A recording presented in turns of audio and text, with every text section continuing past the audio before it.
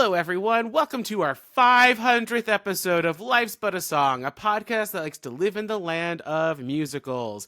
I'm your host, John, and today we're doing something very different. You know, it's a milestone episode, so we're here today reading theater-related Reddit stories with some besties of the pod. So today, please welcome Arianna Armon. Hi. Lauren Gismondi. Say hi. Say hi. Oh, I say hi. Hello. I didn't know that was my cue. I thought it was going to be after you said everybody's names. No. All right. Lauren Gismondi. Hello. Jayson Kerr. Hi. And Sierra Rein. Hello. A little peek behind the curtain, everyone. We're recording this separately. So there are going to be two groups, but there are going to be some like all skate stories. But I curated some stories for each groups. So before we get started, I just want to know, what is your relationship with Reddit? What do we do? Jason's shaking his head. I never read Reddit really. If it comes up in like a Google search, I'll look. But that's about it. Like how to do something? I don't even think that. Sometimes like people comment on stuff and it comes up in Google searches that and I'll read it. But I don't really know how to navigate Reddit. What about you, Lauren? Are you an avid Redditor? I am. I've been on Wall Street Bets and Am I the Asshole for a very long time. And also the Masked Singer Reddit is completely insane. And I mean that in the nicest of ways. I describe myself as a participant in Reddit. That's what folks who do the Am I the Asshole, we're participants. Participants. I Yes. love that. Me too. I've been called worse things, so I'll take it. Yeah, so I've been on Reddit for a decent amount of time. I think I really got into it during 2020, during the pandemic, where I was like, let's just do deep dives into all this other things I didn't know about. And I've never been on Twitter, or now X, so this has been my outlet, I guess. I don't really have one. I mean, I see the stories once in a while. I mean, I've seen, Reddit stories and, when they pop up in my Facebook feed or my Threads feed, and I'll, read them, but that's the extent of it. Yeah, my husband is more into Reddit than I am, but every once in a while when I look something up, especially when it has to do either with computers or maybe a issue that I've come up with playing a video game, and I'm like, how do I beat this guy? Oh, I'll go to Reddit and someone will have the same problem, and I'll get a little bit of inspiration and or the solving of it. But I understand it is another world, an altogether different world. Oh, yes, it is. Yeah. A lot of it is like, how do I human? So Yeah. And we're all humans here, so we're just going to give some free advice to these people that we don't know. Woo, internet strangers. Oh, yay. It's like therapy, except we're not getting paid. I love that. Love it. It's fine. I don't get paid for this podcast either, so whatever. I found a bunch of stories. There are going to be some stories in this episode, and then some stories that are going to be strictly posted on the socials. So make sure you follow everywhere. And if you're watching this, then just click onto the other videos. So let's get started. Our first story comes from r/theater. So that means it's like a subreddit. It's the theater subreddit within the Reddit community. Sure. And the title is Costumes That Are Out of Comfort Zone. I don't know why. Well, I know why I picked this one for you too. That's right. Okay. So it's this one's mostly asking for advice. So here's the post. Have you ever been given a costume that is just very out of your personal comfort zone of wearability? Recently, I was speaking with a cast member about a production we were in a few months ago. She was given an extremely revealing bikini top and skirt for a costume for a scene and was deeply uncomfortable but didn't say anything because she didn't think her wishes would be accommodated given her role. In my current production, a teen cast member dropped out because she was so uncomfortable with her costume and lack of modesty in the women's dressing rooms. She was not informed her ensemble role was male and was deeply uncomfortable presenting male alongside being in a communal, albeit gender segregated dressing room with grown women changing. Last month, I was in a pop up show and the costumes arrived super late, so we didn't try them on until the day of. For my costume, the dress was so short that doing any of the dance moves, God, I can read, I promise, essentially made my underwear show. The material was paper thin, so the slight color contrast between my skin and the undergarments was visible in the stage lights. Unfortunately, the costume designer couldn't find an alternative gown in my size in time. I just added skin tone shorts underneath and tried to play off how awkward I felt. I'm pretty used to revealing costumes due to my past roles, but the lack of preparation for and the last minute attempt to make it work was stressful. One cast member tried hers on in the dressing room, and it didn't even cover her hips. So she was nearly in tears, panicking before the cast decided to revolt against the costume designer to let her just wear her own dress and abandon the awful costume. Have you been placed in costumes that were too revealing, uncomfortable, or dysmorphia including? What did you do? If you spoke up, how did the director and company respond? Ooh, there's a lot to unpack there. Yes. Wow. So because um the you two that I'm talking to right now, two women, I figured this would be more appropriate. I mean, Jayson could probably also answer this, but I wanted to hear from another woman's perspective about this story. Yeah, I mean, about the teen that is uncomfortable dressing with women. I mean, she's a child, so she should probably get a dressing room that is separate, because that's a adult versus a child, situation. Right. So, in any situation, you should always make sure the child is feels protected. I mean, I've been in situations in dressing rooms where grown ass women are just sitting there completely naked, just sitting there and having a conversation. Okay, that they're comfortable with that. But it was just kind of like, what am I supposed to look at? Why am I forced with this? Can you put on a robe? Whatever. Um, uh, Personalities. You have to always deal with personalities. And in terms of the costume, I mean, Ariana may have different choices, but yeah, the costume designer needs to get their shit together way Hmm. before opening. And I don't kind of care if it's a community theater or something Like a pops concert or like a something, pop, Yeah. like you need to know, you need to have conversations with the lighting designer, you need to have conversations with the director, you need to have conversations with the actor, you need to have fittings before, you need a week before, so they can rehearse in it and dance in it. And that just sounds like a very unprofessional situation. um and I don't I have in the past definitely pulled things from my own, like when I was doing 99 Seat Theater in Los Angeles, but it was way before. I was like, hey, do you mind if I wear this skirt, or wear this hat or whatever? Um, and they're like, yeah, sure, great. It takes one thing off my list to do this week or whatever. Um, yeah, that's, that's, but I mean, I think the only issues I've ever had in the past are with like them handing me underwear that kind of doesn't really fit correctly or doesn't really feel very nice Mm. underneath my outfits. Um, and I'm not the type of actress character to wear revealing stuff, so I haven't ever had that issue. But always talk to.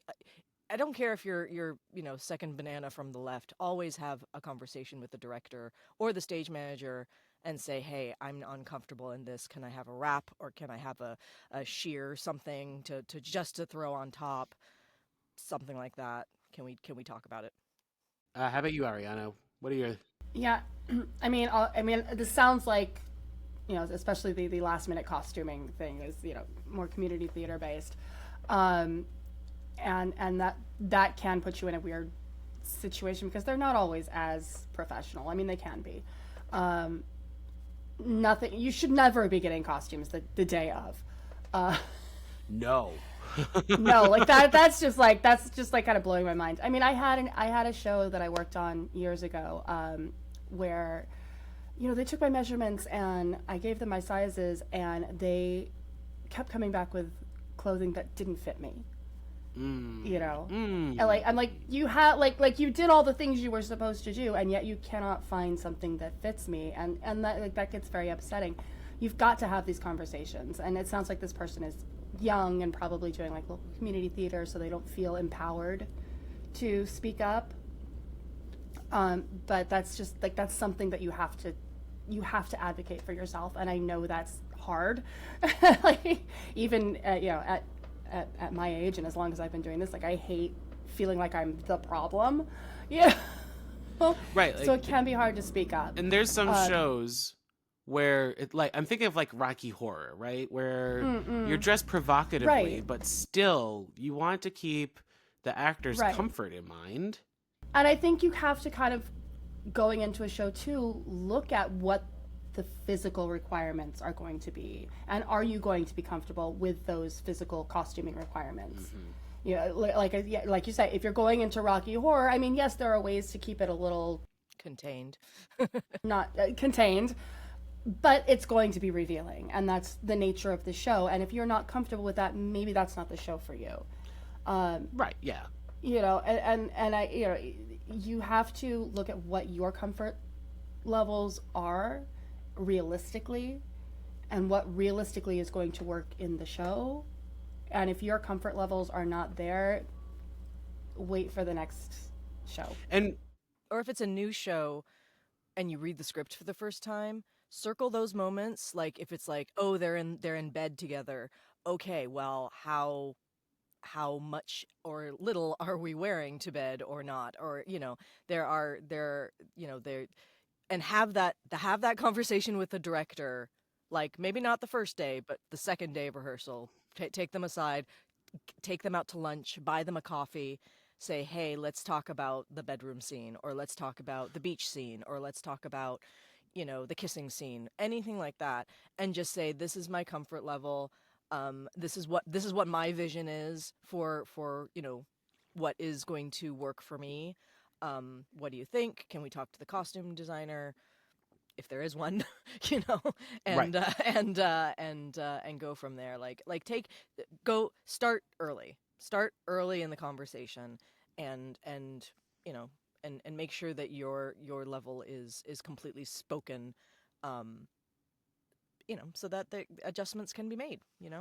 And I feel like this could also swing in the other direction. So we're talking about like revealing clothing, but if you're wearing like period Victorian high neck long sleeve, like Heavy. I know me personally, like I hate wearing button down shirts because my neck, like I don't like things up here. Mhm. So Sure. it's all about, I feel like it's all about comfort, and like we're all saying, just have the conversation, you know, speak up. Um it may not go well, it may not be a pretty conversation, but you have to, at the end of the day, we're all human and we all have our own ticks, Right. right?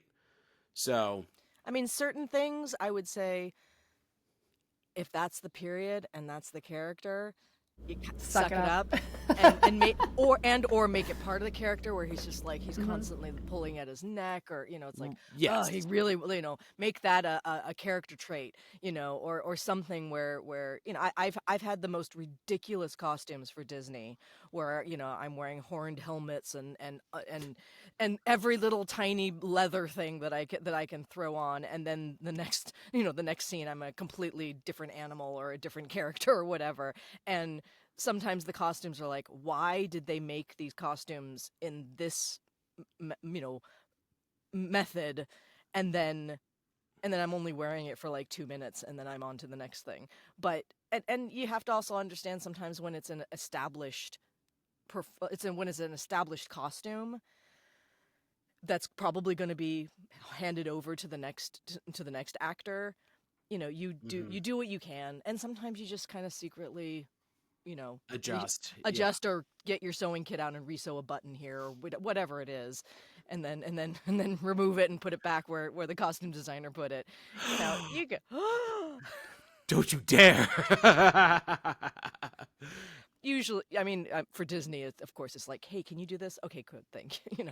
You're fine. But I've problem solved with my own sewing skills in the past, or just wore my own underwear and been like, sure, here's your underwear back. Unless it's like a period underwear that you see on stage, like Spring Awakening, something like that, where they're in their underwear a lot and it's period usually. Or a like 50s corset, or yeah, the divide the and bullet bras. The bullet bra, yeah, exactly. So I feel like at the end of the day, just have a conversation about your comfort level and the character or the concert or something. The concept of it. And sometimes, but also understand your discomfort will in certain outfits, not about revealing things, but like that will help you get into the period of the times. I'm sure Arianna has like all the corsets at home that she's just like that. And now I'm in 1800, because I'm wearing this, and it puts me. I do a lot of period stuff, and lace and buttons and but that will help your character. And we sometimes, as modern actors, we realize how comfortable we are as human beings with our yoga pants and our and our sports bras. It's like we live in a very comfortable society where we're not necessarily. I mean, look at us right bound. now. We're also... I know we're all in t-shirts and and stuff. So yeah, but I've had other people in period shows go, oh, I can't stand this. This dress makes me have to have this posture, upright posture. I'm like, yeah, that's the point. You were expected to have that. So put it into your character. Our next story, it comes from the subreddit Our Advice. How do I tell my parents I want to study musical theater at university? That's the title. So this is the person writing this is a female 16 in the UK and apparently free education. What's that like? Wouldn't it be nice? Wouldn't it be nice? All right. So, my parents aren't supportive, but they hate that I've always had my head in the clouds. For years, I've constantly heard the snarky comments from my dad saying, drama isn't a job, it's a hobby, or drama won't get you anywhere in life, some of which is true. However, it's a gamble. I want to succeed in life, I really do, but I don't think I can give up acting. It's a large part of my life. I have talent, and I know it. I haven't told my parents I want to go to uni because then they'd ask what I want to go for, which is acting/musical theater, and their reaction would be a panicked, why don't you look at other courses instead? So far, this is the one that makes me excited. I've never wanted to go to university before, so this is a big deal for me to discover that I got excited to finally find a course that I could do. I'm in discussion with my drama teacher for the best path to go, and she suggests college first, but I honestly think I'd lose interest if I went to college before university. I really want this, and just now I don't have the support from anyone. The university I want to get into will be very difficult to apply for, but I'm persistent and I know I want this badly. How should I tell my parents that musical theater is my passion? I'll need to tell them eventually. I just don't know what to do. I just don't know how to do it, and it's terrifying. I need support from more than just my teachers and a few friends I've told, but it's difficult to find it in a realistic household. If everything went tits up and I didn't get in, I'd be upset. But if I did get in, it would be my dream to get one step closer to my goal. My goal is almost unreachable with them blocking the doorway. I really think I could do great things if I got into university and succeeded. So I should say that this is 4 years old, this post. So like She could be this dead. Okay. She could be dead by now. yeah, this specific person could have could be a doctor, could be like the biggest star in the West End, who knows. But I feel like Mhm. this is a universal dilemma, if you will. Yeah. And I know the two of you went to school for musical theater, so what was your conversation like? Go ahead, Uh, Jayson. You can go first. I actually felt. I actually feel exactly the way that this. I felt exactly the way this girl felt in this. But I wasn't told that uh, you couldn't make a living. I was told by some peripheral people, but not from my immediate family. So I guess that was good. But I was told that you didn't just have to act. That you can actors do other things, and I think living a full life is more important than just wanting to be an actor, because then there's still a lot of disappointment surrounding acting. So if you make that your whole life, you're going to be disappointed anyway. I would, and actors don't just act. Yeah. There are actors who do those doctor things. Those simulations. There's voiceover acting. There's animation. There's so many fields that you can do as an actor. Even people find fulfillment in background acting. Yeah. That's all they do. Some people. Exploring the types of acting you can do is more important, in my opinion. What really Lauren, struck me. Oh, sorry. Go ahead. no, I was gonna ask, what are your thoughts? What really struck me is there was a line in the middle of this Reddit story where the drama teacher offers the alternative to like go to college, which we know in British and the British education system is like their equivalent of getting an associate's degree here in the States. What struck me Mm-hmm. was what she said after, which is I will lose interest. That's extremely telling to me personally. Like if you're going to lose interest just by going to get your general education out of the way, how committed are you actually? If you know or believe that you Right. will lose interest in the pursuing this. Um we know, all of us work here in New York City. We know that there's at most at any given point in time 500 jobs on Broadway at the most on stage. And that's assuming every For musical has a actors, yeah. sizable ensemble. And the plays have at least 10 That actors, yeah. I like to Hmm. tell my students, so I work with college bound students and have helped some of them get into universities, but there's some very frank conversations that need to happen, I think, in order for anybody to really take any of this seriously, which is like, it's not just how talented you are. If it were that, there are a lot of people, I believe, who would not be working, because if it just had to do with talent alone. It's talent and who knows you. It's talent who knows you and how much you're willing to network. It's talent who knows you and how much money you have in the bank. Like, there's just so much more that goes Hmm. into it other than having a desire and being persistent.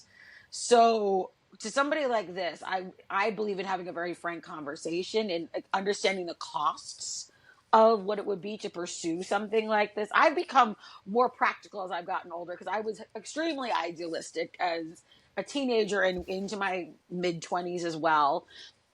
But then you kind of your brain is finished forming and you've learned some things and you realize like, okay, there's so much more that goes into this that most singular performers have zero control over. So you also have to be comfortable with the idea that your fate, how things work out, isn't really up to you. The idea being like you walk into the room, you do your audition, and as soon as that door closes behind you once you're out of the room, it's completely out of your hands. So how comfortable are you with just Yeah. like leaving Well, Unless, your line of work in the hands of other people too? But we're asking how to unless you have this create your own conversation. work as well. Yes, yes. Oh, there's definitely that. Well, and here's the flip side. Here's another side of the conversation. Do you really need to go to university for musical theater? No. Nope. Um, Because I'm. like I know when I was in college, it ended up being good for me to network. And I went to school for costume design, right? So it Mhm. wasn't like I learned some skills, but I could have also done that elsewhere. You know, I could have learned how to sew at like Joanne Fabrics or taken a Yep. sewing class somewhere. But it Right. was good for networking, really. I think the important thing um, is definitely to get into an acting class, Yeah. like Yeah. outside of a university, right? Yeah, no, for sure, for sure. And you can do that. A lot of major cities have places, and especially a lot of them, these classes are attached to theaters already. So that's an easy way to get to know people in the city that you're in who are working. And this again, it goes into exactly who knows Plus, you and who you know. Yeah. academia is so hard because like um, obviously you want professors who work in the field, but if they're teaching you in college, like they're limited to their directing, acting, or whatever their subject Yes, is, right? yes, yes. No, but in truth, I remember. So this is where we announce that Jayson and Lauren are opening up an acting school. Oh my God. Actually, that'd be pretty cool. I don't know if I I could be would trusted. actually. Can I be your first student? Why not? At this point in my life, I'm a little why too. not? Why not? As frank as I am, I'm sure. Have the kids come to me. All right. So our next story comes from the theater subreddit again. Uh, current partner hates me doing theater. Bye bye, Bye current bye, partner. Kurt. Exactly. Soon to be ex partner. Okay. He says he's proud of me when I finish a show, shows up, buys flowers, but during a rehearsal, he becomes mean, makes passive aggressive remarks, calls me out during rehearsals, pissed off if it's running late, accuses me of cheating, and complains a lot about rehearsals that run until 9 p.m. A few months ago, he slammed the bedroom door in my face when I came home around 9:30 from rehearsal. He says he wants me to be home with him, but we don't do anything or have any kids together, and theater is my passion. I finally found a good group that I've been doing shows with and really love them. They honestly feel like a family. He's threatened by my very old and gay director and any male cast member I talk about. I feel like he's making me choose between what I love to do and him. And I guess I'll have to pick up what I love and let him go. Womp womp. Literally, bro, womp womp. Womp I womp. love that. Um, Edit, I just wanted to say thank you to everyone for the comments. I feel a lot less crazy and sensitive. I'll be moving in with my dad in about a week. I'm trying to move stuff around without it looking obvious. I'm not going to try to talk to my boyfriend. I'm just going to leave. I'll be looking at this post every time I get sad or second guess myself. I will keep y'all updated. Theater is so much more than a passion. It's a community, and I love this community forever. Love y'all. Talk soon. Arianna, you want to take this one? Your reaction face, just like As someone who has been in an abusive relationship, yeah, bye bye, partner. You can't let somebody take away your joy. You can't let somebody make you feel like what brings you joy isn't good for you. And this is just, yeah, this is a little upsetting for me. I'm sorry. No, it's totally fine. It's totally fine. This is somebody, this partner has insecure. This is not about her doing theater. This is about him wanting to control her. This is about him wanting to keep her isolated from other people. Yeah, been there, done that. So yeah, this is definitely a clear. This is not somebody you want to be with, because they're going to control you, and they're going to take away any small thing you find in your life that brings you joy, whether it's doing theater, whether it's reading, whether it's anything that takes your attention from them.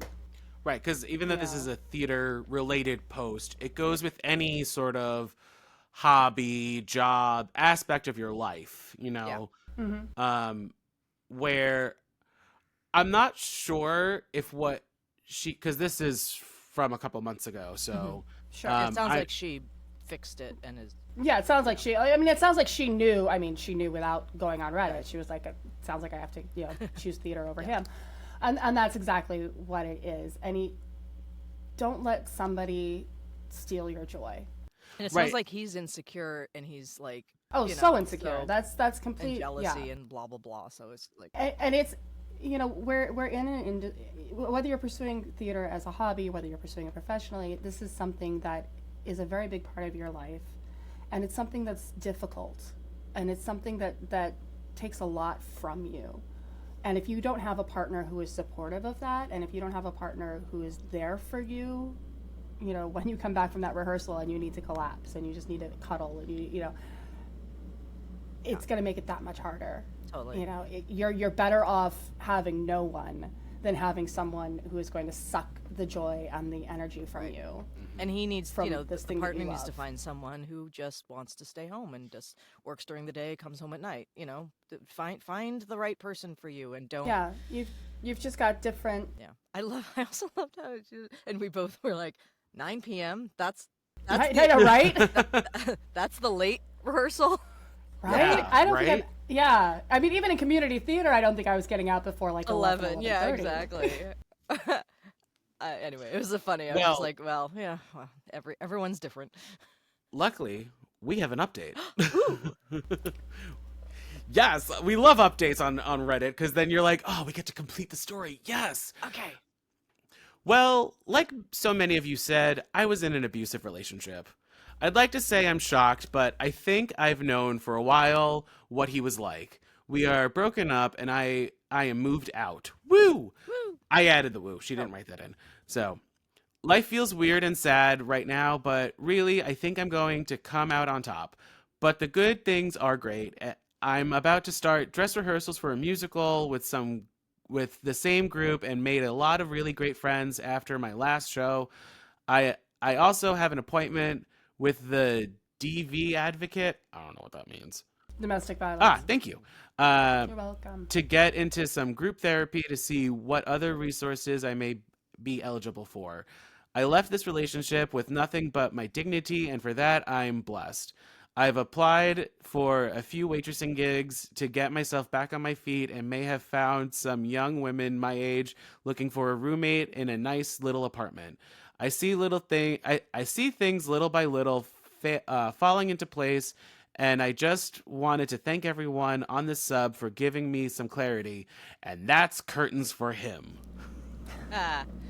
Nice. It So I'm sounds. Yeah, it also sounds like she was a little bit economically dependent on her partner, which might have been very scary for her to like move in with her dad and find her own self-sufficiency. So those are big movements in general. It also Yeah. it sounds like this is just me reading a little too deep, maybe. And after you said that, like, Yeah. there's levels to this abuse. So there's probably like a relationship abuse, obviously, but a financial abuse, because she's finding a waitressing gig now. So Yeah. good for her. Yeah.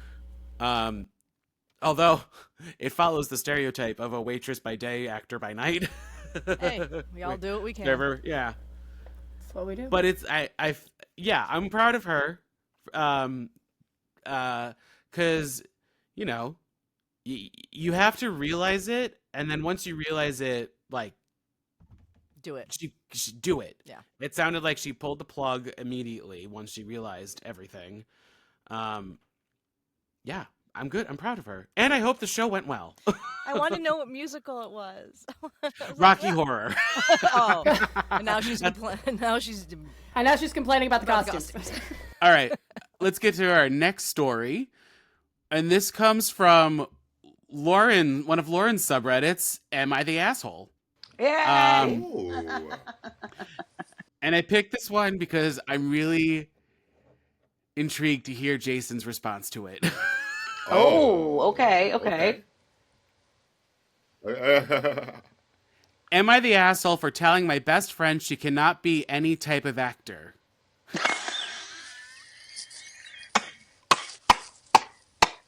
Go on.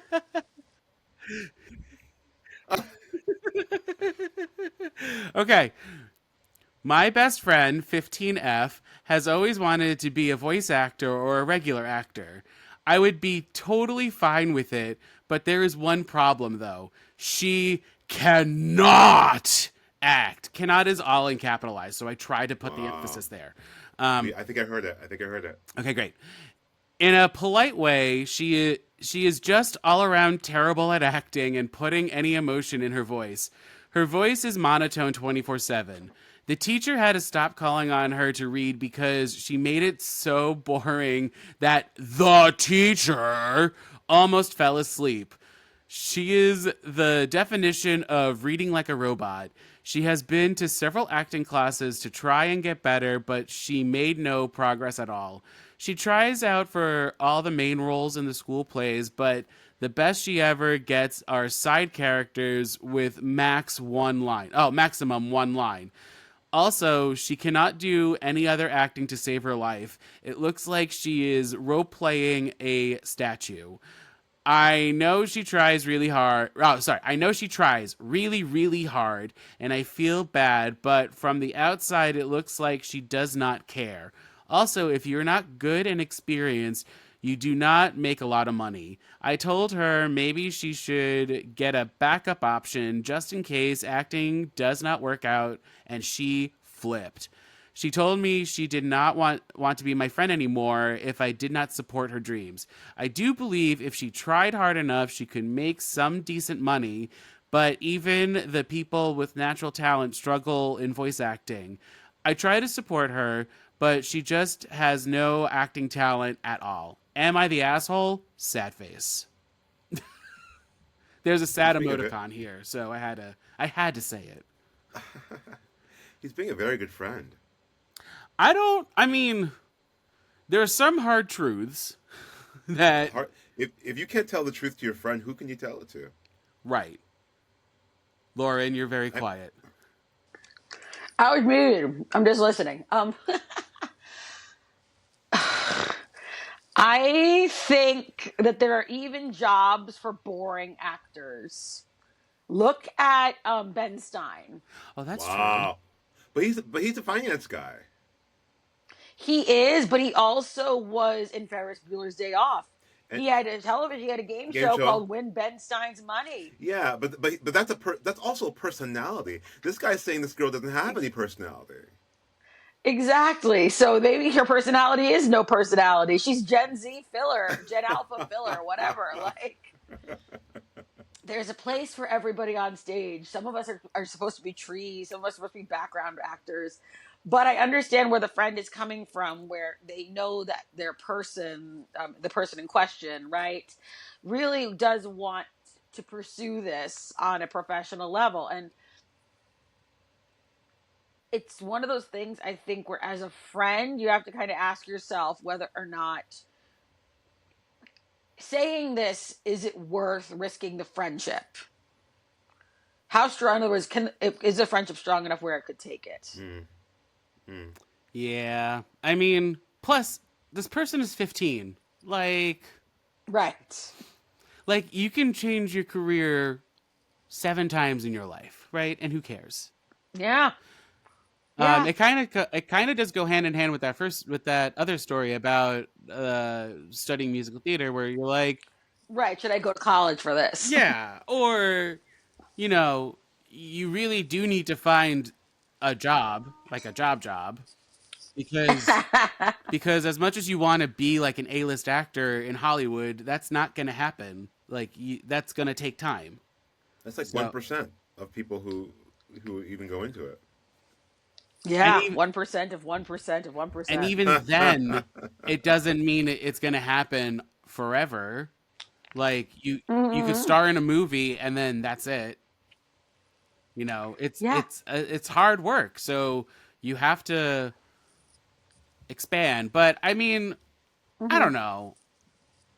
I feel like maybe they were a little harsh, but it was probably also just like there might be more to the story that we don't really know about. There's always more to the Yeah, there's some story. frustration there. Yeah, because we always get the original posters, OP's perspective, right? Hmm. And then Hmm. we're not getting the other person's perspective, and we're not getting the actual incident that happened. So like this could be years of the friend being like, I want to be, oh sorry, let me be a little more monotone. I want to be an actor. I really want to be an actor. And then the OP being just like, girl. Yeah, but I mean, they're 15, so life is they don't know much about life anyway. All right. So our next story, uh I don't know why I picked all the relationship stories for you for you two. That, you know, I I don't was know. like, they're in relationships, so plus a lot of Reddit stories centered around relationships because it's like two people from their own worlds colliding and Right. not meshing probably. But this one comes from Relationship Advice, the subreddit. All right. My girlfriend, 29F, gets upset because I, 30M, play a part that says "I love you" in in a comedy theater. Wait, Theater show thing. that's the The well, that's play. the there's a question mark at the end of this. um, He's not sure what he's doing. I've been with my girlfriend for almost 4 years. From since before we started dating, I've been a part of an acting group mainly performing small venue comedy theater once a year. We have practice every Tuesday, and after every practice, I call my girlfriend and tell her what we practiced. Why do I do that? Well, that's because she says she doesn't trust them and that she's afraid to lose me. I've agreed to Bye bye. you what? What'd you say? Bye bye. I've agreed to steer away from taking parts that had a kissing scene or anything physical. I even told our director that I won't take any parts that include kissing, even if it's just a peck. Oh boy. Back to back stories. Sorry, everyone. For our upcoming show, I'm playing an older gentleman who's married, father of the bride. The play takes part at a wedding. I'm not sure if it's the play father of the bride or he's Playing playing the a father. character that's a father Father of the bride. bride. Yeah. He's a whimsical dude with an eye for someone other than his wife. I let my girlfriend read the script because I don't want her to be upset or sad when she comes to watch. In a scene, my character meets a girl that he used to be in love with in his teens. He declares his love and tries to win her over, but she completely brushes him off. He says the words, I love you, as she storms away. That scene made my girlfriend fall apart crying, saying that she can't stand, quote, watching her own boyfriend saying he loves another woman, even if it's a non romantic comedic setting. I get it when it comes to kissing, and I have no problem turning down parts that has kissing scenes in them, but saying I love you to a woman 25 to 30 years older than me in a comedy play can't be that bad, can it? It's acting. Yeah. And yeah, this Fucking this is again acting. you're with somebody who is insecure and has their own issues to work through and shouldn't be in a relationship, quite honestly. Like if you're worried about the people that your partner is working with, Right. you should be able to trust your partner. This is kind of like trust your partner, know that your partner knows what the boundaries are.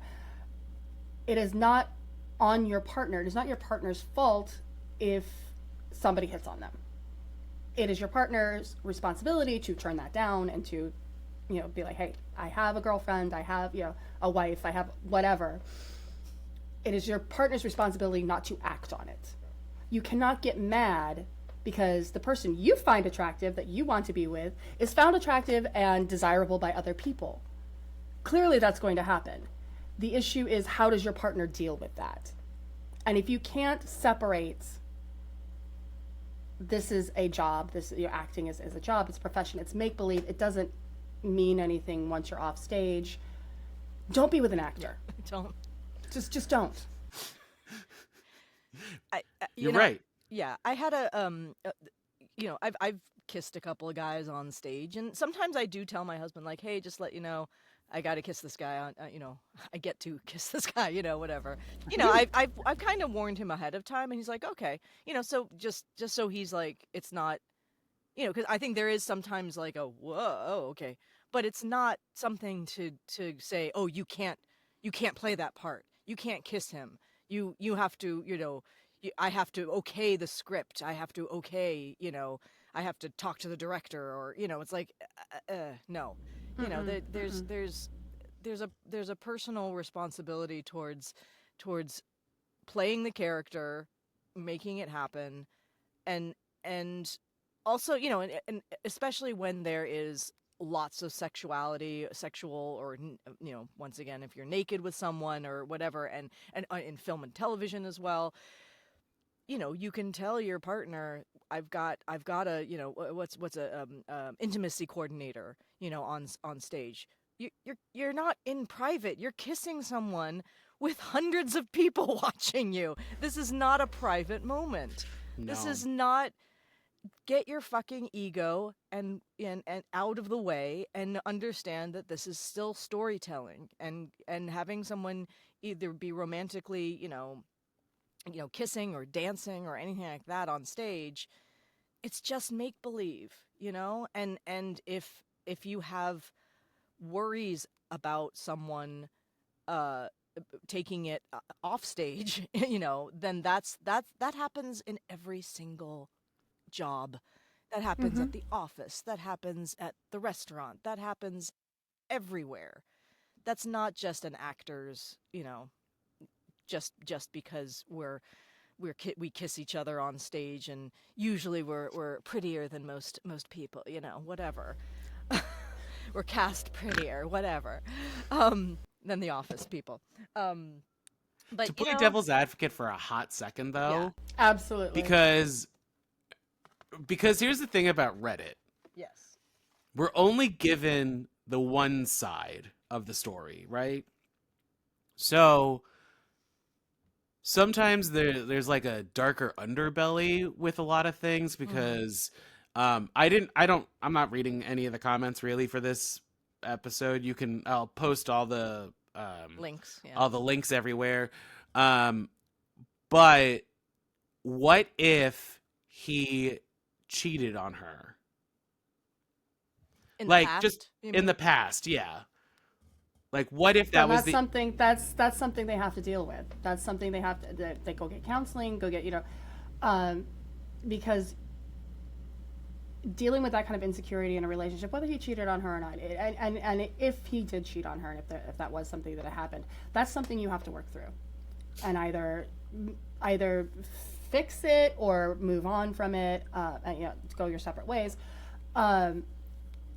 Again, you can't hold this is my job. I mean, I don't know that this is like a professional theater or whatever, but she knew also, he's talking about, she knew going into the relationship that he did this. Yeah. Yeah. So if she wasn't comfortable with that in the beginning, that was when it was time to, step away. It's always a choice. It's always a choice. Yeah, there are yeah, exactly. You're making your choices. And, I assume went into this with her eyes open, knowing that he was involved in this theater company, and knowing that, that sometimes meant he had romantic parts. Sometimes that meant he had, romantic on-stage relationships. Right. Sometimes So you it's play, not like she was sometimes you play blindsided. murderers and rapists and Right. Racists, and but that's not we're gonna do I'm trying to think of like something, some Like show. Sweeney Todd, right? Yeah, like Sweeney Yeah, Todd. we're doing I'm not. does not mean we're baking people into meat pies in our off hours. Or you're playing something in the Deep South and suddenly they have to say the N-word to a black person on stage. That doesn't. I mean, you That's- still are a professional, and you can you can divorce yourself from the character, and someone needs to do that in their personal life as well and divorce them. I only wanted to bring that point up because I'm Yeah. like, well, I feel like we're missing a lot here. Unless we're not. And then again, this is probably another abusive relationship that Right. we're... Well, and I mean, and we could be missing context, but this is something I've encountered with other people, in other performers, where just the partner is just insecure about this, and oftentimes with no reason. It's just maybe something from their past. Maybe that's just their personality. So everything he's saying, I'm not picking up like red flags of like, well, what are you doing? It does sound, and yeah, we only have this side of it, so we can only respond to this side of it. Yeah. Yeah. Which I feel like she's got to go. Yeah. Again, it comes down to is being with this person worth the stress and dealing with their insecurity and giving up things that bring you joy. Right.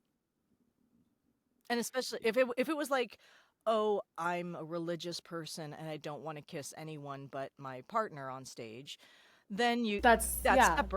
That's their choice. That's their choice, and they just have to talk to the director and say, I know I got cast in this role. Is there a way to direct around this kiss? Can we lower the lights right before I actually touch her? Oh my god! What? Oh my god! Speaking of, because no, this is really funny. So I did a production of Into the Woods where our baker's wife was very religious, okay, and very Mormon. Oh, and let me tell you, moments in the woods got very tame. Yeah, and she actually changed the lyric. I don't know how. I mean, it was like she changed the lyric. And did I really kiss him back? But I didn't kiss him back. Not even kidding. I'm like, you don't fuck with Sondheim that way. Don't fuck with Sondheim. Like don't. She's like the asshole. Like if that's and again, like looking at that, like if that's how you are, if that's your belief, don't take roles like that. But a director can infer intimacy. With bed hair, she's walking out with like one shirt. Oh, off, even that was too much whatever. for her. No, she refused to she was not going to be seen cheating. Oh, Jesus Christ. Then don't take the fucking role. I know exactly. Well, she was also mad because she wanted to play the witch, and I got the witch. So. There was a whole thing. There was a whole thing. Mm-hmm. There was a whole thing. Okay. Well, yeah. Our next story. And it also comes from the subreddit our theater, but it's an Am I the Asshole post. So Yeah, I love my Am I the Asshole? Because I always like to say, if you are asking that question, chances are you are Correct. the asshole. Well, we'll see about this one. Yay. Am I the asshole for refusing to not accept a role because it makes my boyfriend uncomfortable? Let me say that again. Am I the asshole for refusing to not accept a role because it makes my boyfriend uncomfortable? Which would be accepting the role, even if it makes him uncomfortable. Just for clarity, for the double negative out there. Yeah, we love a double negative, but yeah, it took a second. So that's why I'm like, let me reread this because, all right. So me, 19 female, my boyfriend, 20, have been together for 6.5 months. My longest and most serious relationship thus far, his 2. Okay. What show do we think it is? Is there more information? There is more, but I want to see, based off of that little information I gave you and the title, what show do we think? Can you say it one more time? So Me, 19 female, and my boyfriend, 20, have been together for 6.5 months. My longest and most serious relationship thus far, his too. And she got cast in a show, but he's uncomfortable about that. So I'm asking you, before I reveal it, what show do we think she got cast in? Frankie and Johnny Claire de Lune. Ah! Okay. That would be great. A 19-year-old Frankie would be awesome.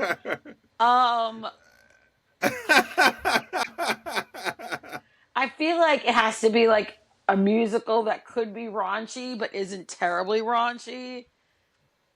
Um, I mean, it's hard because it Not could also be like the Cabaret. dude is made. Yeah, exactly. I'm thinking. My first thought is Cabaret, but I'm also thinking that if he's a 20-year-old guy and somebody else is just kissing his girlfriend, it could be freaking anything. Like it It could be depends Guys on and his level Dolls. of discomfort. How uncomfortable is it? What is the situation like? So Yeah. we'll go with Cabaret for now, with the reservation that it could just be Okay. Carousel. All right. You know, because it could be Carousel and she could be Oh Julie. yeah. It could be Carousel. Yeah. Go on. Okay. Can't wait. You ready? Yeah. All right. I just joined a Shadowcast group for the Rocky Horror Picture Show that tours around my state. When I joined, I had a conversation with my boyfriend about what roles I might eventually be cast as, because if you don't know, it's pretty pretty raunchy show. Hey, there you go. I opened the floor.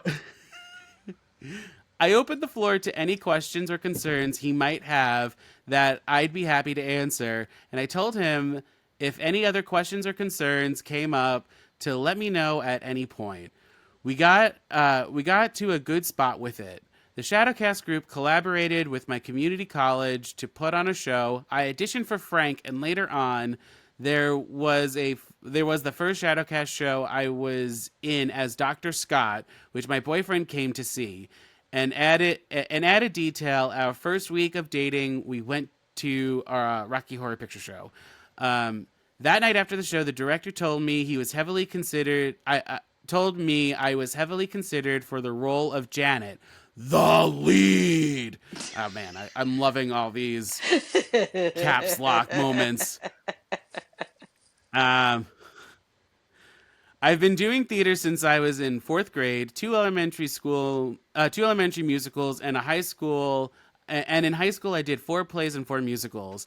Always being cast as a supporting actor, eventually a supporting lead. I've never turned down a role, no matter how small, because the only thing that mattered was being cast, because theater and performing is my passion and where I feel most at home. He knows this, and I've told him. I've never been cast as the lead and only cast as a female once before, so this is huge for me. Also, I'm in a state I moved to less than a year ago. No one, directors or... Okay, she wrote cats, but I'm assuming casts is what she meant. But I One think can cats hope. is Bless her funnier. heart. Of course it is. Bless her heart. No one, director or casts, knew who I was or about my theater experience before I auditioned, so I know I was cast by the talent I showed in my audition. When I told him at the place we worked together, he started to respond, cut himself mid-sentence, and walked away. He came back later and said he wouldn't be bleh. He came back later and said that he wouldn't be going, which I didn't really know how to respond to. Then later he asked if we could talk when I got off. During that talk, he told me that he'd be fine with me playing any other role, just not Janet. I asked him why, and he said it would really fuck with me seeing you get touched up on. I asked what about the other characters. They get touched up on, quote unquote, and do the touching. Hell, I auditioned for the most sexual character in the show. That's all he gave me though, and it would make him uncomfortable. And it's just a role. It's not just a role, not at all. It's an opportunity and the biggest role I've been considered for. We just went in circles, neither of us backing down, and it ended our relationship. The cast list isn't even out yet. Am I the asshole for refusing to not accept the role? No, No. Yeah, no. no. Uh, she, he's first of all, Christian fundamentalism is ruining the world. Uh, I like it. We can blame the Puritans. I love it. a fucking bunch of yeah, a bunch of Puritans sitting up here ruling people's lives. Fuck him. And it's make believe. It's Right. pretend. It is the he has to. He's thinking of the minutia when they're not thinking of the greater good. The greater good. It's stupid, and they don't belong together. So fuck him. Yeah, I feel like the relationship obviously isn't as stable as she thinks it is. I agree with you that she doesn't think that this is a strong, um, because this is just like a little thing. She's playing pretend, right? It should be that way. I think whoever it is that she's dating has some insecurity, maybe about somebody else who's in the room. And that's what I mean when I say that maybe the relationship, she thinks if she thought the relationship was more stable than it actually is. And sometimes this is the only way we can find these things out. Yeah. Well, there is an update, by the way. Update. I'm Janet, damn it. Also, we're broken up and not getting back together for more reasons than this. The space made me realize that we're better off friends or less. Ooh, We love a on, straw Lex. that breaks the llama's back. Yes. the, the llama's back. Llamas carry the That's straw. more Everybody accurate. knows I don't that. know. All right. So, for our first All Skate story, Okay. which I'm excited to hear this one. It comes from the theater subreddit, Our theater. and it's a big swing in the other direction from our other stories. How do I support your bleh. How to support your partner while in rehearsals? Please help. Aw. Smiley face. Okay. What? This is the Supportive? opposite. This is great. Yeah. How to support? Are we going to list some things? Well, this is. I'll read the story and then we can. Okay. So I'm a non-theater person, but I just started dating an actor. I need some ideas on how to be supportive during rehearsals. First off, I didn't know y'all were putting in hours like that. I'm beyond impressed. She's working so hard learning her parts for the musical, and I just need a crash course on how to make an actor's life easier, especially because the rehearsals are about to be running until 10 p.m. Haha, see? 10 p.m. Also, how do you guys handle the voice rest thing when you have a partner? I'm kind of scared for when she starts actually performing because our time together will be even more limited. I'm really unknowledgeable about the whole theater scene, so any advice is good advice. Oh my God! All the green flags. Yes. Yes. This is what it should be. So Jayson, by the way, because you're not a Redditor, this is like a unicorn post because usually it's all hateful or like, a lot of Am I the Asshole posts are like swayed in a way that the person posting it is clearly the asshole, but they're trying not to be. So something like this where they're like, hey, I'm looking for like actual advice and like wanting to help Okay. somebody is Okay. feels very rare on Reddit. Mhm. I love that. I love that. So you all have partners. Yeah. Do they was there like a conversation you had, or do they supply you with like something, like tissues or whatever you need? Well, my husband has been my self tape reader, and goes over lines with me. Like if I have to memorize something, he goes over lines. But before a callback or something. He helps me sometimes if I have a question about like what does this mean, or because he's a writer, so we kind of look at the script and say, I think what the writer's intention was to do this or whatever. And but you don't have to be an actor to do the kind of grind of the actor, the repetition and the the line readings or the script analysis and things like that.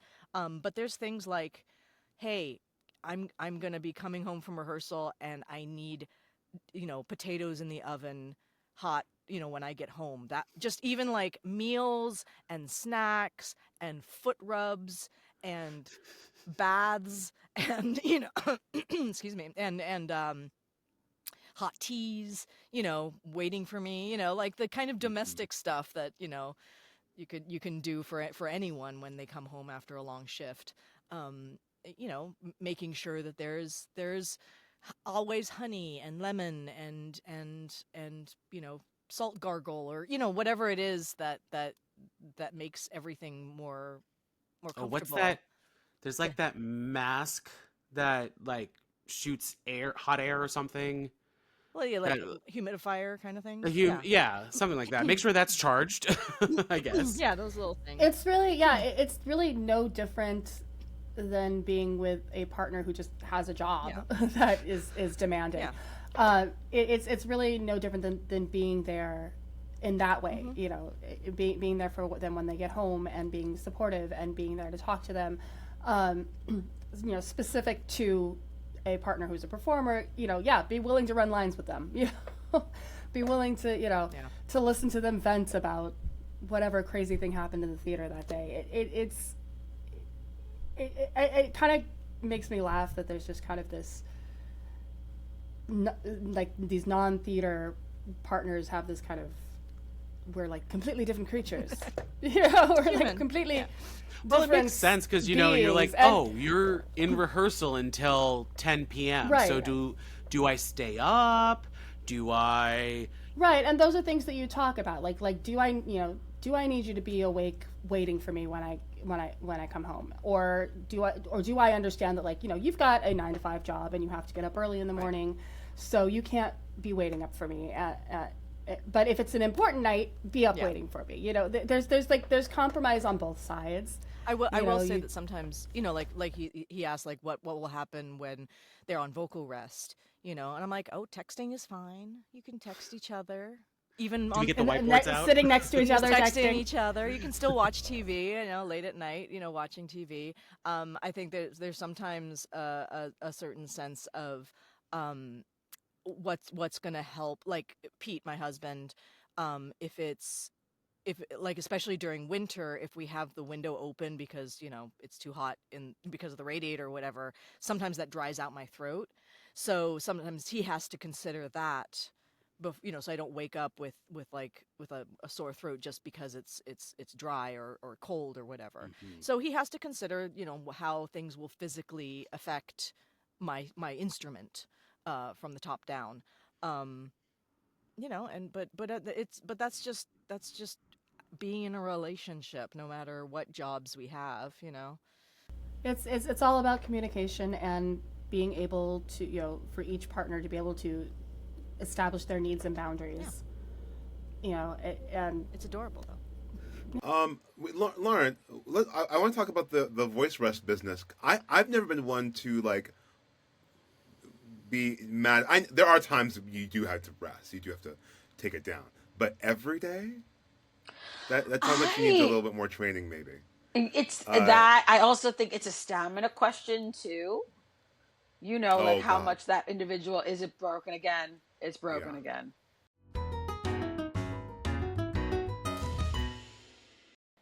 Unfortunately, Lauren had to go because technology is not on our friend today. So, Jayson, what are some like thoughts that you have on this? Oh, I'm concerned about her vocal health. So maybe I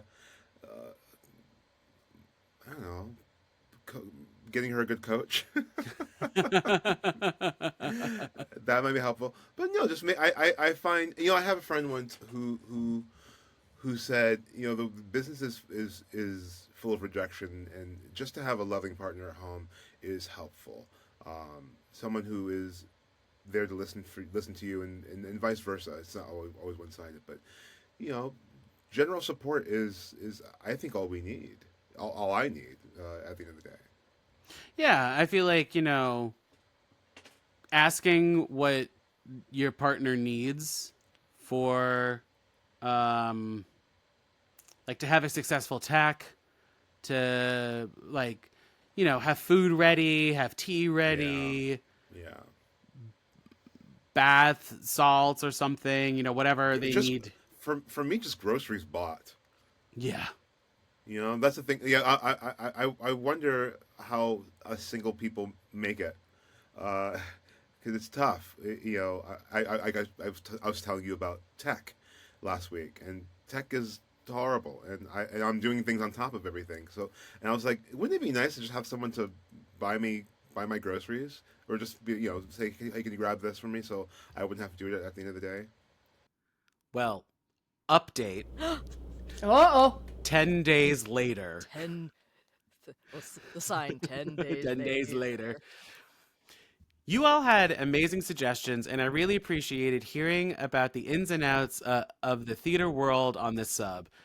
She dumped me today, though. Oh 10 no! days later? No! Sorry, I'm laughing. It's just the reaction was perfect.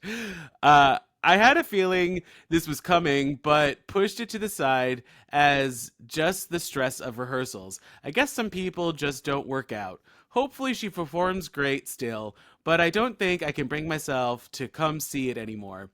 I gotta give it up to this person Aw. for being like, she dumped me. However, I hope she does well. This is a healthy partner. Yes. This is she made a mistake. I mean, there might be other issues. Who knows? There might be other Who issues. knows? We don't have the whole story, yeah. but with the information we have, she fucked up. Okay. She fucked up. Okay. There's other actresses out there that will pick him up and go, line read with me, baby. Is the camera in focus? Yes. Do we have tea? These are the type of teas I like.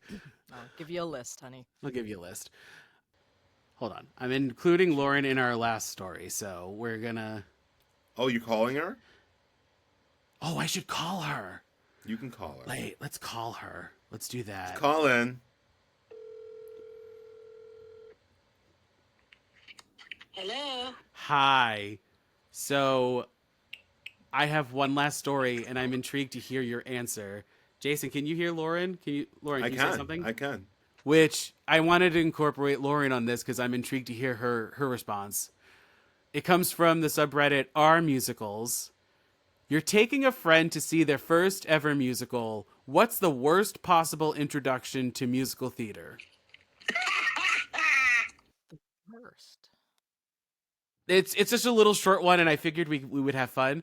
Asking as someone about to take a newbie to Parade, by no means a bad musical, but I'd say it's a pretty tough introduction to theater. I mean, it's a tough show in general.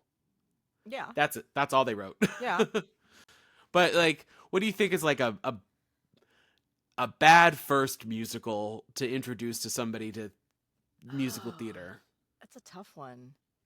I mean, Depends. anything really heavy.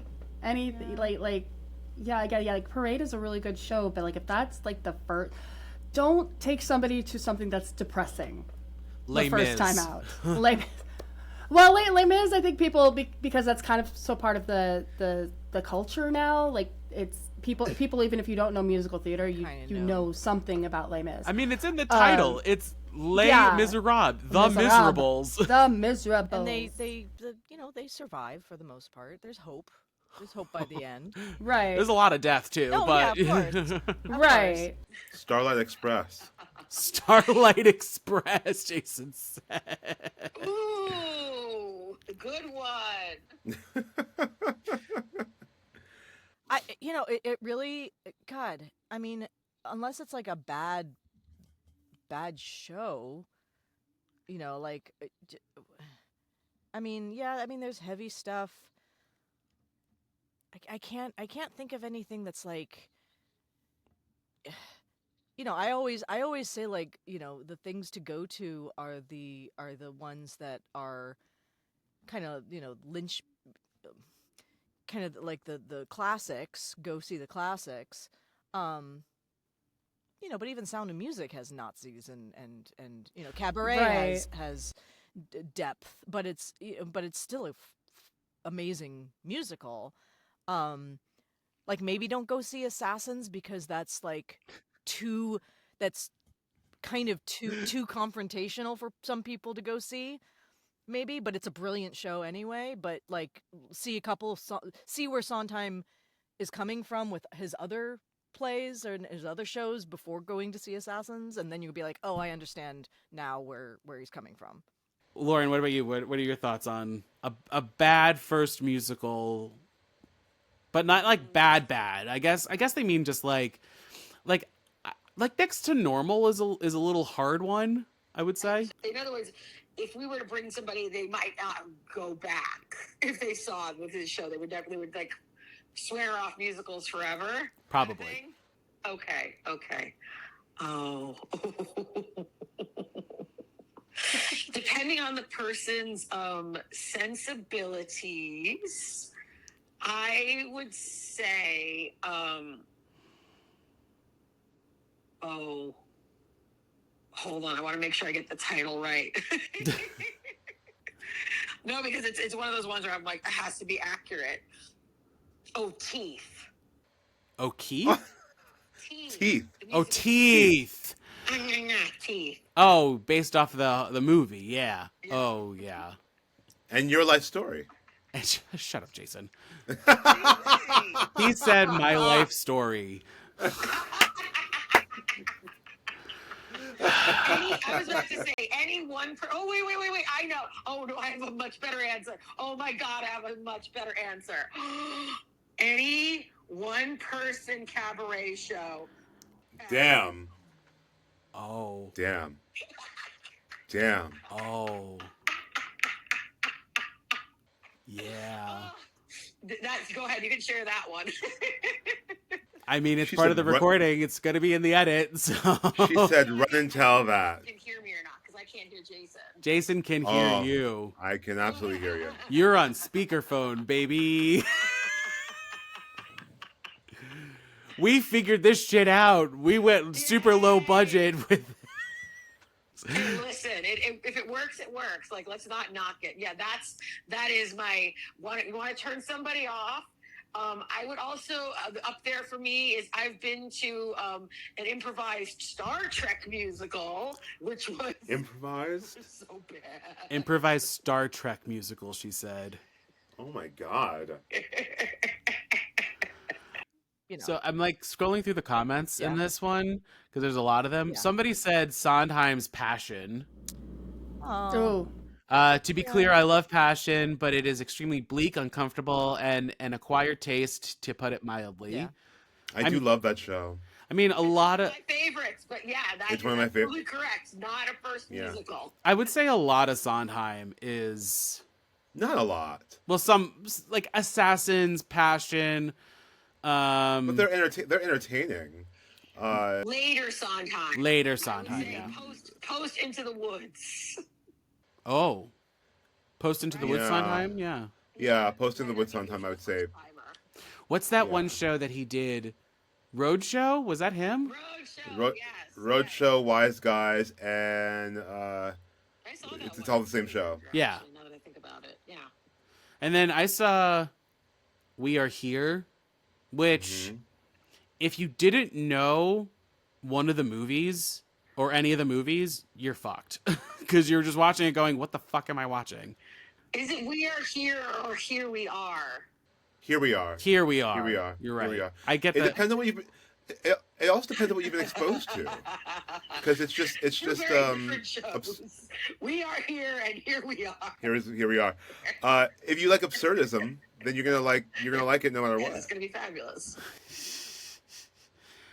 Someone else said, I feel like Spring Awakening is really jarring one if you don't really know what to expect, and maybe if you even if you do. Challenge.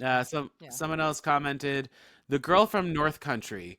Why am I watching an incredibly depressing play with no satisfying resolution where the characters inexplicably break into abstract song that seem to be completely unrelated to the plot? Are musicals just plays with weird breaks for random songs?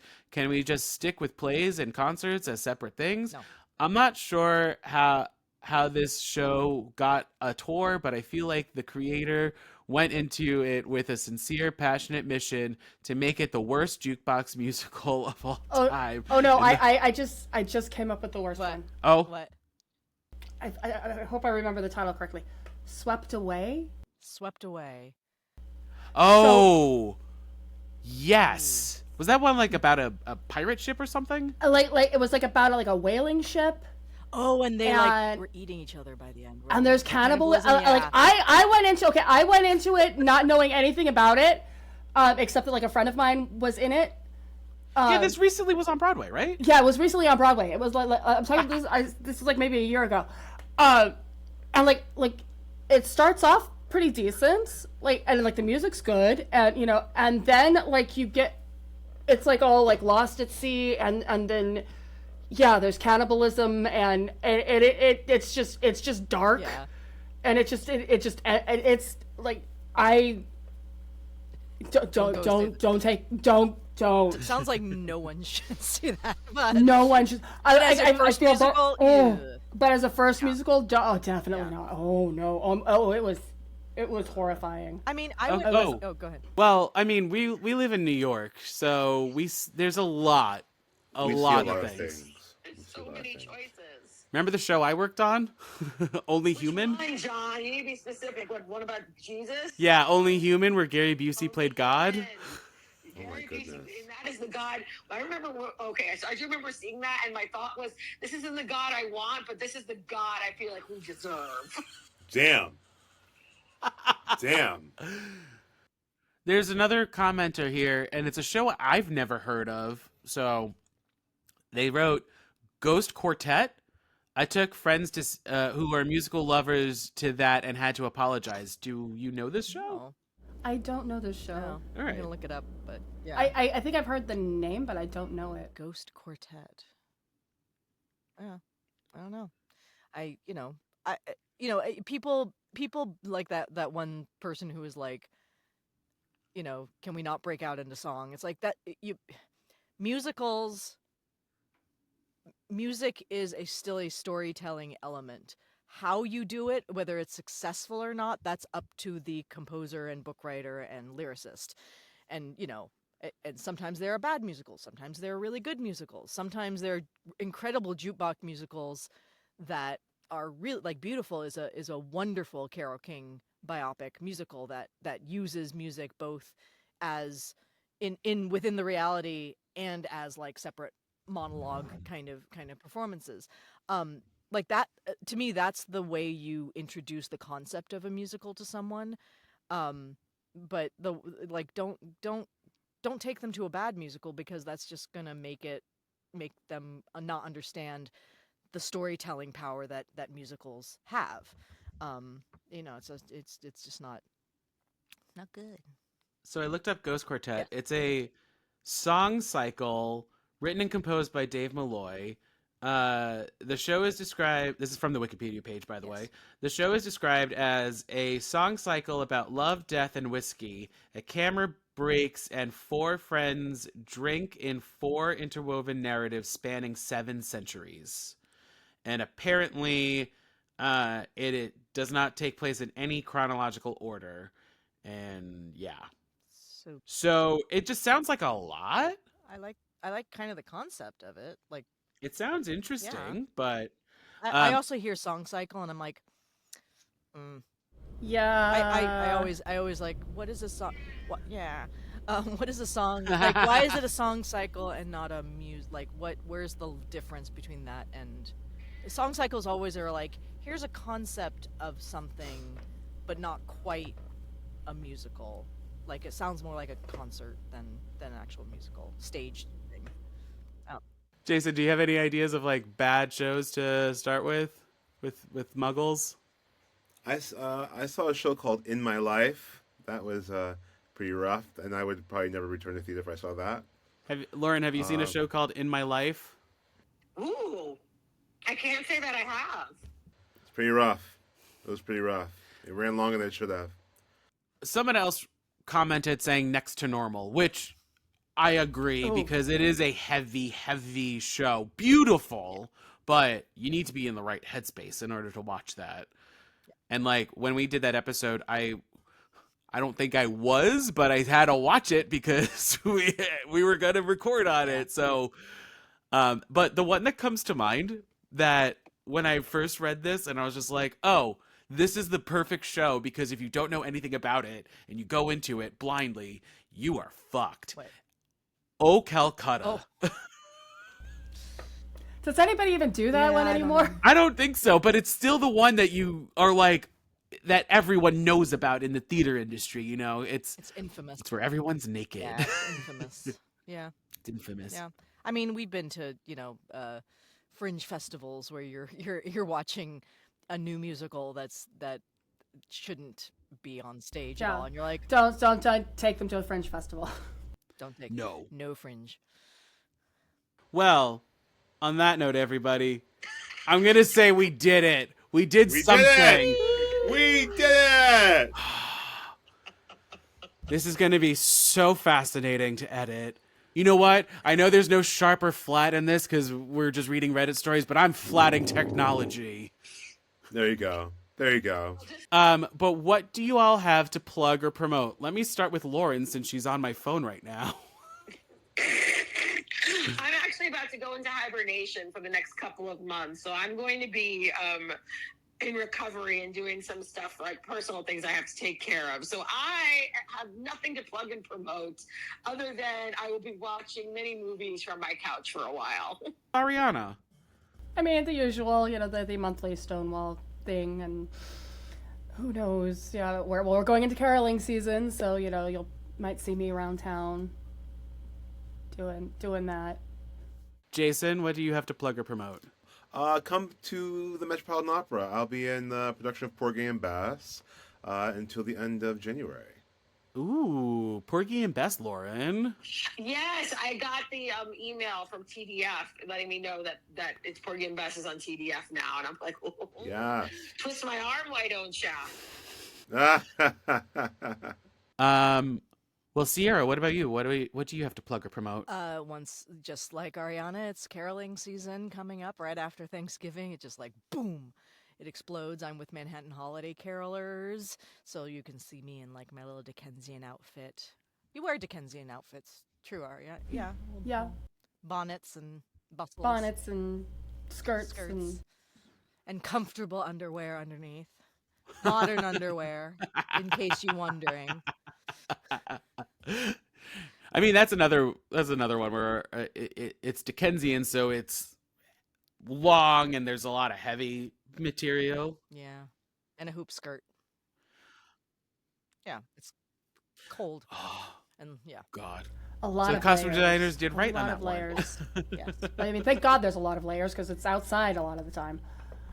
And I will shout out to Thompson Tees if you've ever needed something underneath a costume that has pit pads built into it, so you don't damage your velvet tops with sweat. It's also great for auditions if you're like if you put on if you have something where you would lift your arms and you don't want to have pit stains for the auditioners. Sometimes I put on a Thompson tee underneath, and it's very nice. Are you sponsored by them? No. No, but but Can I be sponsored by them? Do we- that'd be great. But I will praise them, especially when you're like going to holiday things in sweaters and you're just and everything's hot and the fire is too hot and everything's too hot and you're sweating, but you don't want to have any pit stains. Thompson tea. And if you, oh God, I know we ended this weirdly, but if if you want to hear more Reddit stories, or if you have any other Reddit stories that you want my unsolicited advice on, I'd love to hear it. You can email me at buttasongpod@gmail.com. Also on Facebook, Instagram, Threads, and YouTube at buttasongpod. I want to thank everybody for 500 episodes. I mean, between the four of you, I feel like you've done half of them. I didn't count. I should have counted. It'd be easy enough to look up on those spreadsheets, you know. Yeah, well, I have a another document of like who did what episodes. So it's another chart within a chart. I remember. Yeah. So I'm pretty sure circle and y'all have spiral. done at least half of them. Had to have. Yeah. Had to have. And we still haven't gone the Fred Astaire, Ginger Rogers route. We've started, but we haven't dipped into there. And if you want to be part of the next episode's conversation, well, we'll be back into our holiday season of episodes, and we'll be discussing A Very Murray Christmas, the Bill Murray holiday special. So good. Yes. Well, So good. everyone, thank you so much. And we did it. We figured it out. Woo! God. Well, everyone, thank you for listening, and bye for now. Well, sorry, and watching, I should say.